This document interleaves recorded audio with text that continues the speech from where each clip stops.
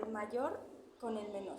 Que ¿Cuánto me da le da la diferencia? de 35 millones. Bueno, ¿no? ahora sí, esos 35 millones analícelos con relación al método patrimonial.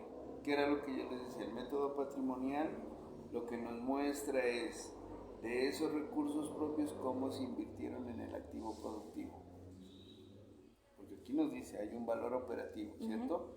¿Cómo se dio esa inversión? ¿En dónde podemos mirar que esos recursos fueron invertidos de forma correcta? En los indicadores de liquidez, de rentabilidad y endeudamiento. Por eso yo le hacía la comparación a la compañera. Sí, cuando yo le decía, mire, tengo esa diferencia de 35 millones, ¿qué puedo relacionar? Entonces yo me iba a los de rentabilidad, entré aquí, al ROE, ¿cierto? Que es el que más cercano que habla del patrimonio. ¿Cuál es esa rentabilidad? Del 0.3 en ese año. Mi pregunta es, de esos 35 millones, ¿esa rentabilidad para la empresa es buena? No. Entonces usted me dice, mire, la rentabilidad es mínima del 0 o en promedio o en la línea de tiempo, usted la analiza y me dice, profe, es mínima, porque hay los siguientes factores que afectan la rentabilidad de la empresa. Entonces usted le hace un recorrido.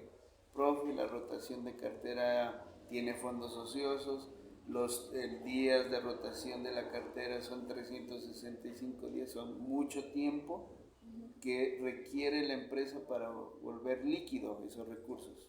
Entonces usted dice, se sugiere que la rotación de cartera según las políticas que establece la empresa, no sé, lo recuerdo, Promigas, están en un margen de 360 días que afectan la liquidez de la empresa. Se sugiere que se disminuya a 180 o 90 días para que la liquidez en esos días se recupere lo más rápido posible y genere mayor rentabilidad.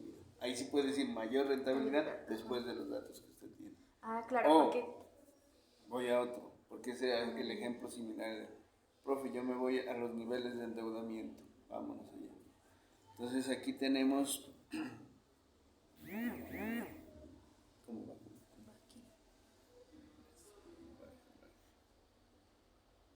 Entonces, apalancamiento, estructura de capital. Mire.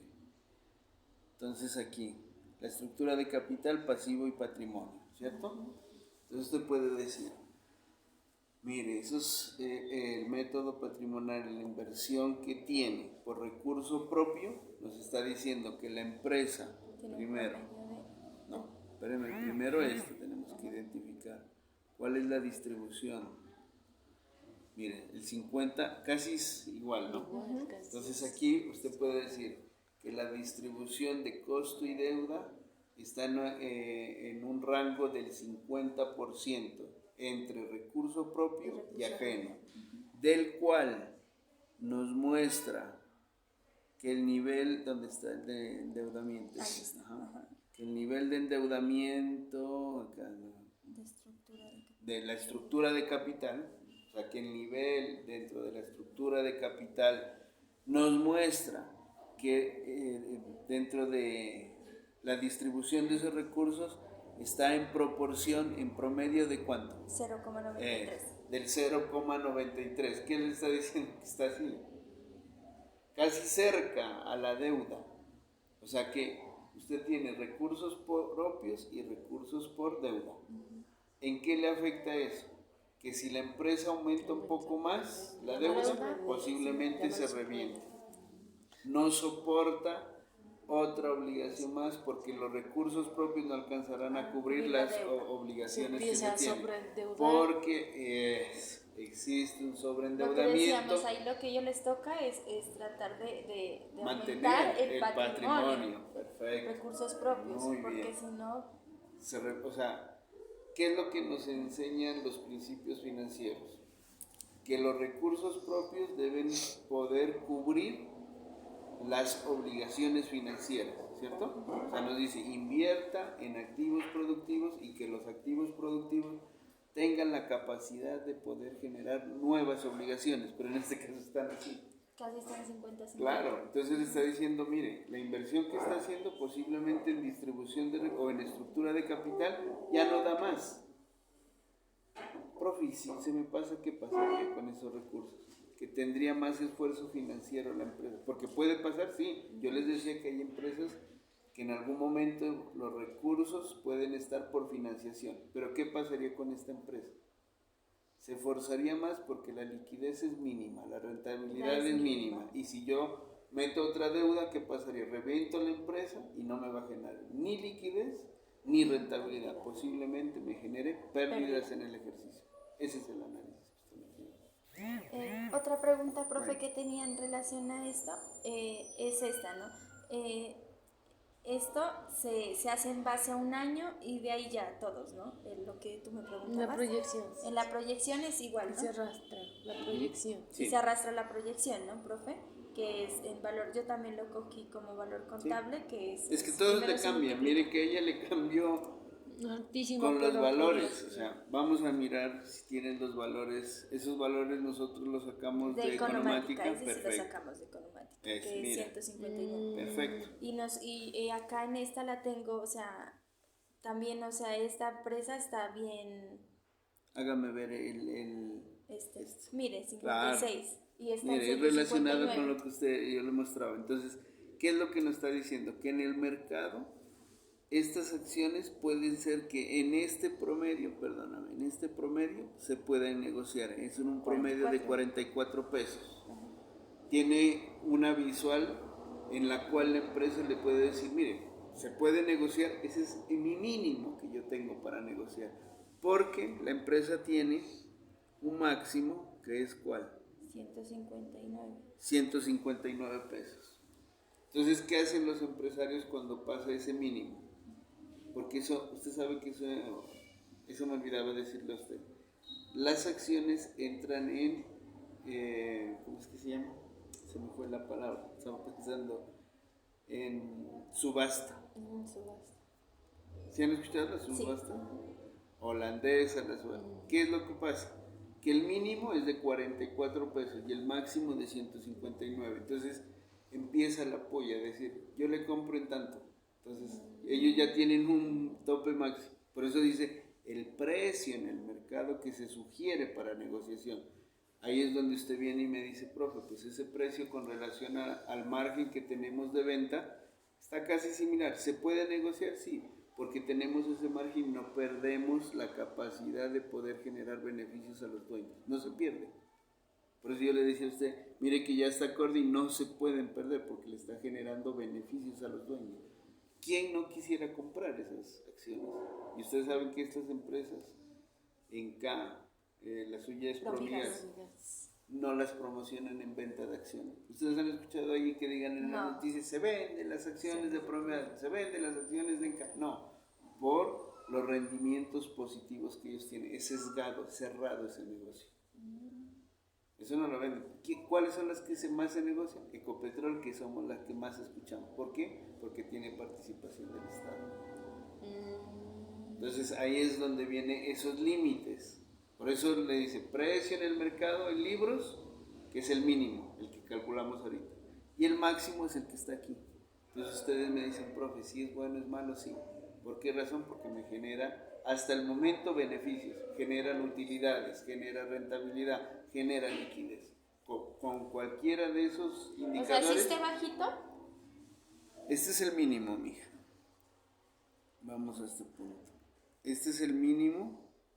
¿Dónde está? Más allá, ¿no? No es que esté bajo, sino es el mínimo. Mire. El promedio es de 44.74 pesos por negociación mínima o precio en libros. Eso es lo que deben tener en cuenta los que van a venir a invertir en la empresa. Eso es lo que le va a parecer, digamos. Igual eso es lo que está ganando ahorita los dueños. No.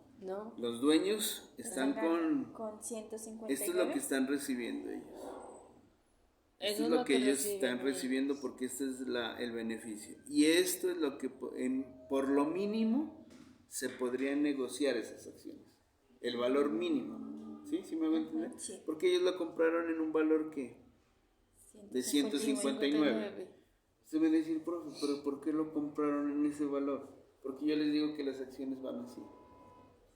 Sube y baja. Suben y bajan. Profe, entonces a eso, o sea, según esto, ellos, a pesar de que la empresa esté así, pues ellos están recibiendo. A pesar de que tenga ese mínimo, la empresa sigue generando beneficios. Esos ¿Cuáles son? Usted me dice, estos, o los UPA, las utilidades por acción. Tiene dos relaciones por hacer. Profe, no me quiero meter más con liquidez, yo quiero hablar de liquidez. Entonces habla de la liquidez, que tiene liquidez con relación al indicador que usted toma. ¿Hay liquidez? Claro, esta empresa tiene liquidez, es rentable. Lo que no puede hacer es endeudarse. Y listo. ¿Sí me hago entender? Entonces, igual para usted.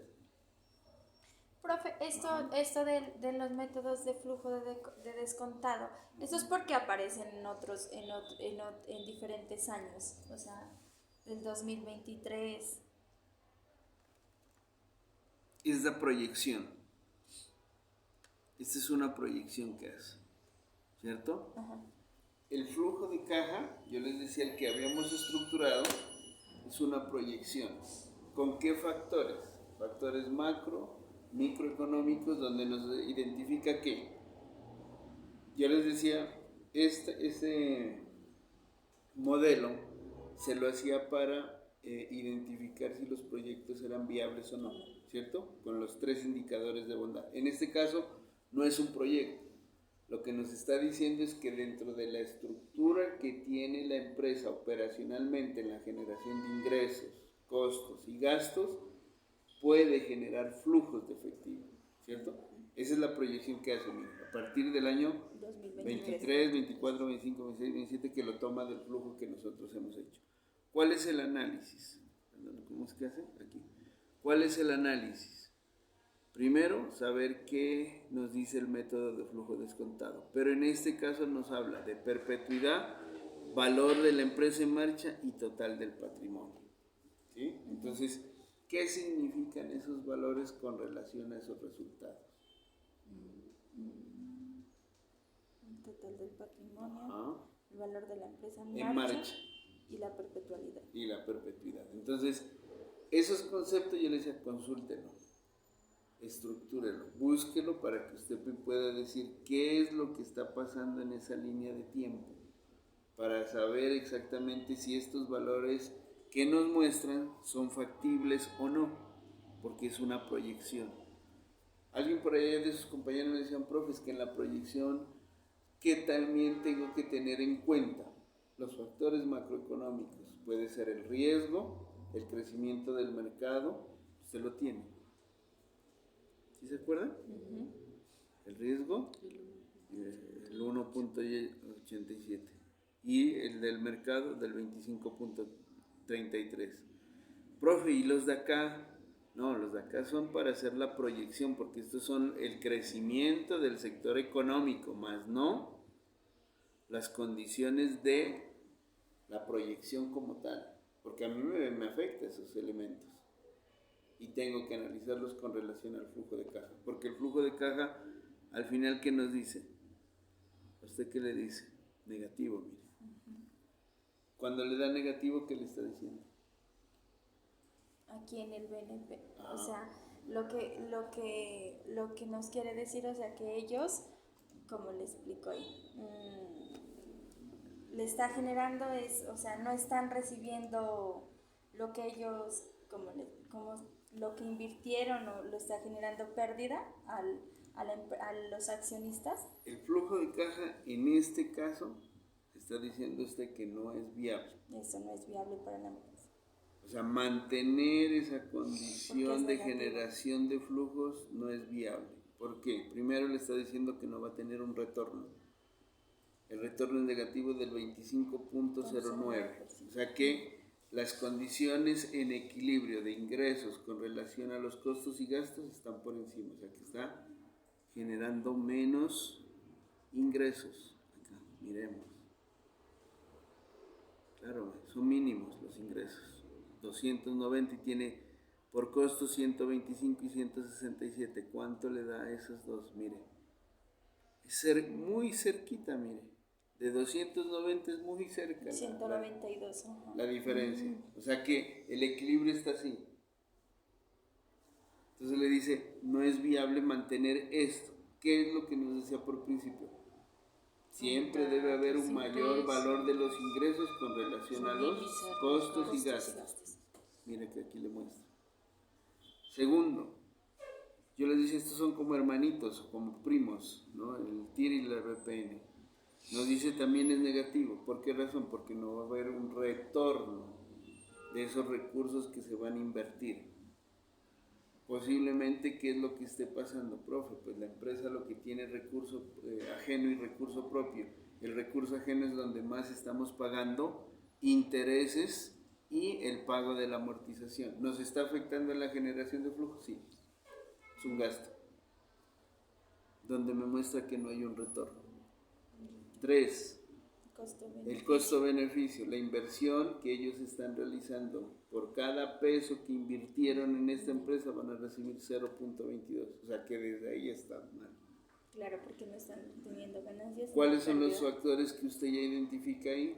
Posiblemente que los gastos sean superiores, la generación de ventas o ingresos son mínimos, pero ya con datos. Claro. Yo le doy aquí coloca los datos. Lo que decíamos, pues por lo que ellos las ventas son a crédito, entonces y la estructura que tiene. Y tienen pues el plazo pues es casi un año para pagarlas. Perfecto. Mire, eso le está, y la estructura de capital que nos está diciendo, profe, es que recurso propio y recurso ajeno están casi igual, pero el que más nos está afectando es el recurso ajeno porque estamos pagando intereses y la amortización del crédito. Y listo. Ya, profe. Y mi última pregunta es, usted nos decía que estos datos, profe,